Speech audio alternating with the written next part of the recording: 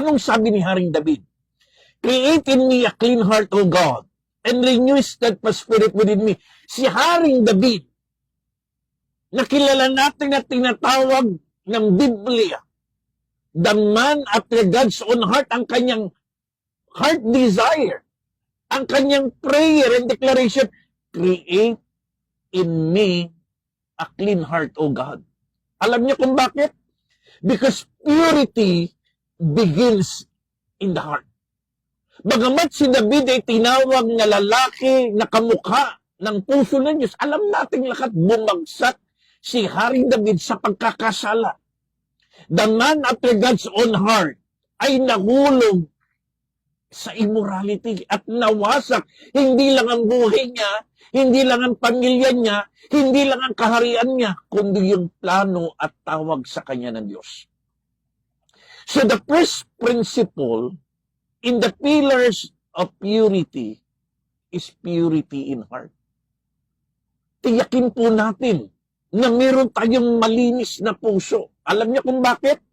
Because the heart is deceitful above all things and desperately wicked. Biblia nagsasabi sa panahon ni Propeta Jeremias na ang puso ay napakasama at napakadaya.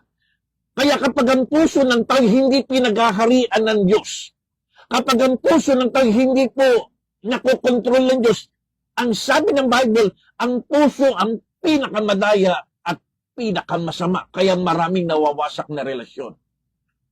So the first principle in the pillar of purity is purity in heart.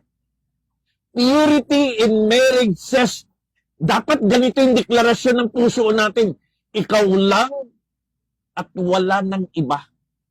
Kahit wala ng abs, kahit walang mga flawless skin, sa puso natin na pinaghaharian ng Diyos, sa puso natin na kinokontrol ng Diyos, sa puso natin na binabago ng Diyos, ikaw lamang at wala ng iba sa ating asawa. So point number 1, pillar of purity, purity in hearts. Tiyakin natin ang puso natin ay malinis sa pamamagitan ng paghahari at pagkukontrol ni Kristo sa ating mga puso. Tama? O may tama?